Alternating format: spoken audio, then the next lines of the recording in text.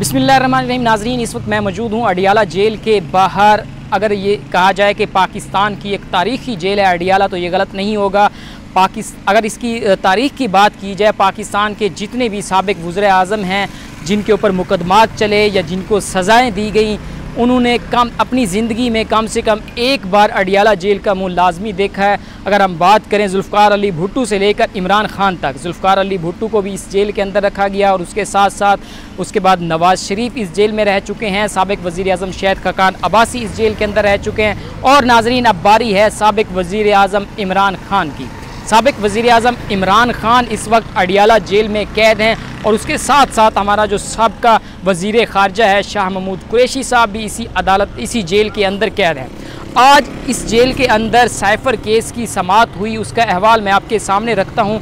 Cipher case का जो आज बाकायदा तौर पर ट्रायल का आगाज़ कर दिया गया है और इस ट्रायल का आगाज़ अडियाला जेल से किया गया है, बजाय इसके कि मुल्ज़िम को अदालत के अंदर पेश किया जाए। अदालत जो है वो चलकर मुल्ज़िम के पास आती है और उसका ट्रायल का जो है आगाज़ किया गया है।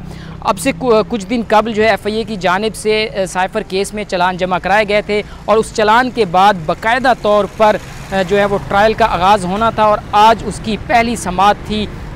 जज अबुल हसनात साहब यहाँ पर पहुँचे, सुबह 8:30 बजे वो यहाँ पर पहुँच चुके थे और उसके बाद जो है काफ़ी देर तक उनको इंतज़ार भी करना पड़ा। पाकिस्तान तहरीक इंसाफ चेयरमैन के जो वकील हैं सलमान सफदर साहब, वो कुछ देर से यहाँ पर पहुँचे, जिसकी वजह से जज अबुल हसनात साहब को वेट करना पड़ा उनका। जब वो यहाँ पर पहुँचे तकरीबन उस वक्त 9:30 बजे का टाइम था, जिसके बाद केस की कार्रवाई शुरू हुई, केस की समाअत शुरू हुई। और जो ताज़ा तरीन अपडेट है वो ये कि केस को 9 अक्टूबर तक अर्जेंट कर दिया गया है। पाकिस्तान तहरीक इंसाफ की वकला की टीम की जानिब से ये इस्तदा की गई कि उनको जो चलान की कापियां हैं वो प्रोवाइड की जाएँ, लेकिन FIA की जानिब से अभी तक वो कापियां जमा नहीं करवाई गई, जिसकी वजह से अदालत ने उनको 9 अक्टूबर तक का वक्त दिया है इस चलान की जो है वो कापियां जमा करवाने के लिए, जिसके बाद दोबारा दूसरी समाअत इस साइफ़र केस की 9 जो अक्टूबर है उसको होगी। नाज़रीन, अगर हम बात करें साइफ़र केस की तो ये केस क्या था।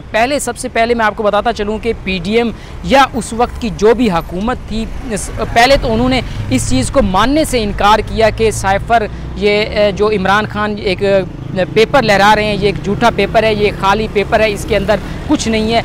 न सिर्फ PDM की जमातें बल्कि बड़े बड़े सहाफ़ी भी इस बात को बारहा मीडिया पर बैठ के ये कहते रहे कि ये साइफ़र एक झूठा है, इसमें कुछ नहीं है, इमरान ख़ान झूठ बोल रहा है। अगर हम बात करें सलीम साफ़ी की, जो कि एक बड़ा सहाफ़त का नाम है, वो भी यही कहते रहे कि साइफ़र जो है वो एक झूठ है।